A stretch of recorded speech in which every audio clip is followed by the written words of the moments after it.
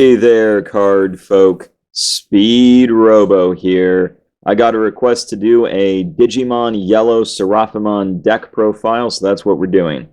As usual, we're going to kick this off by talking about the rookies. Now, there's only 12 rookies, which is a little bit on the lower side for most of the decks I build, but I will explain why I'm running the lower level cards at lower numbers than I would normally do as we go on with the profile, because it comes down to how you generally need to play yellow differently from other colors in order for it to work.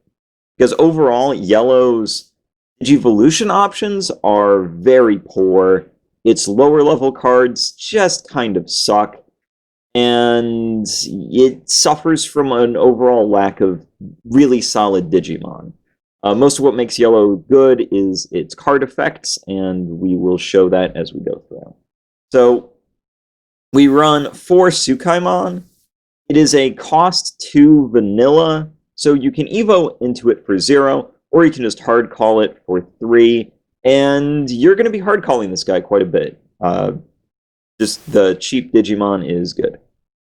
Next, we've got Patamon. Patamon, you're going to want to evolve into this guy. When your opponent's Digimon is destroyed because its DP was reduced to 0, get 1 memory. That effect is really good. We're going to be reducing a lot of DP and hopefully killing a lot of guys that way, so this is a good way to gain some extra memory. Same condition, but this guy draws you a card. Same everything else. Again, another Evo target. Solid card. Then we're going to go into the champions. Let me just scoop this over. There we go. Champions, you've got your blocker. You want to run 4 of this guy in every deck. You want your blocker so that if your opponent's like, oh, I have a million security attacks because I'm red, you can be like, oh. And basically the same story. If you have a jammer, it's a 4-cost 4 champion, which I'm pretty sure every color does. You run the guy. It's a really solid card. It's a good way to deal with your opponent's security without getting punished for it. Gatomon, this is your champion that you want to use as a Digivolution target, but you aren't going to be Digivolving from champion to ultimate all that often. So that's why we only run 2 Gatomon, and she's your power bump. Exactly the same story with Angemon. You run 2 of him because, again, you don't do a whole lot of champion to ultimate Digivolution. When attacking, if your security is 4 or more, gain 1 memory. Again, decent skill, but you aren't going to be using that too often. Whoop. That's completely the wrong button. There we go. Now we go into the ultimates. To start, Angemon. When Digivolved, security is 3 or less, recover 1. You're only running 2 of her. And the reason is because, again, you don't Digivolve from champion to ultimate all that often in this deck. You do a lot of hard calling of your Digimon. Then we've got Sirenmon. This is a decent card just because it is a cheap vanilla. You can evo into it for 2, which isn't bad if you need to, and hard calling it for 5 doesn't suck either.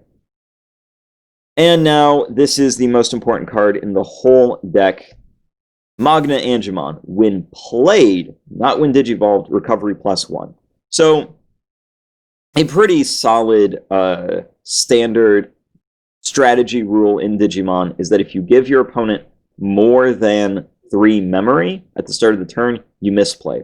Unfortunately, yellow doesn't really have an option in this. You're going to be handing your opponent all the memory they've ever wanted on a silver platter. And the reason why is that every time you have a turn where you can hard call Magna Angemon, you are going to do it because your whole goal is to have a mile-high stack of security. That's the goal.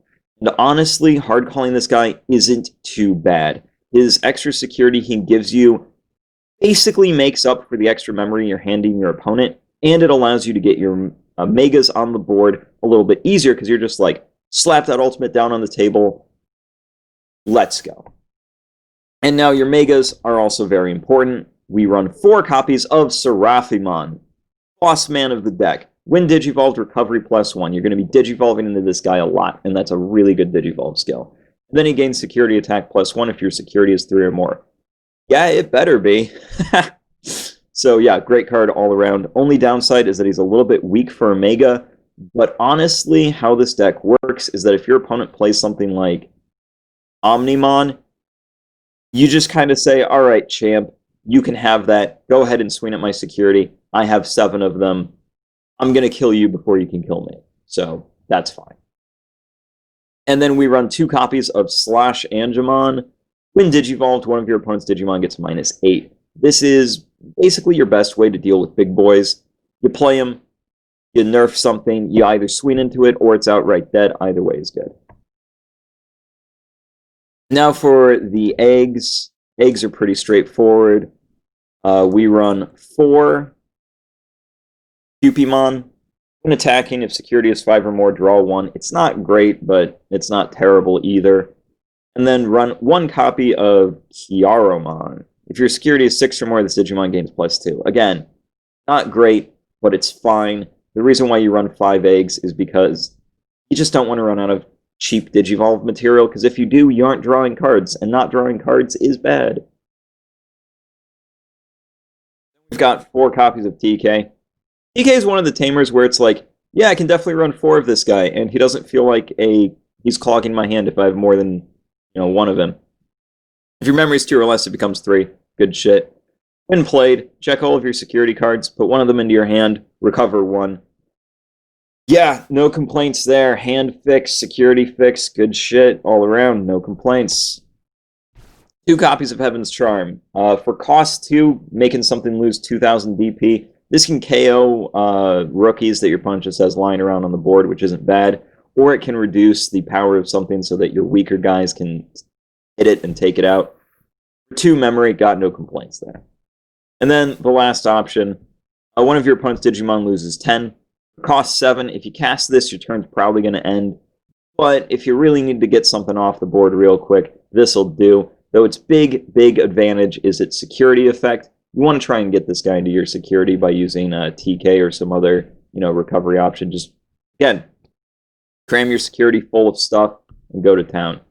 Now, like I said, the big thing you got to keep in mind is that you're just using your lower evolution Digimon just to draw cards. Like, if you're Digivolving, it's to draw cards. That's it. That's its sole function. You're just going to be slapping this guy on the board, then Digivolving into Seraphimon, and that's it. That's the whole deck. That's your core play. I've had some pretty decent success with this deck, but I'm going to be honest, I just don't think it's all that good. I don't think yellow is all that good, really. The fact that it has, honestly, some kind of weak Digimon and weak Digivolve options hurts it a lot. But we'll see where yellow goes in the future. This is the best I could do with yellow. Still not super experienced with the game, so hey, if you're seeing something I'm not, let me know. Drop it down in the comments below. I'm more than happy to hear from you. I've been Speedrobo, and I will see you later.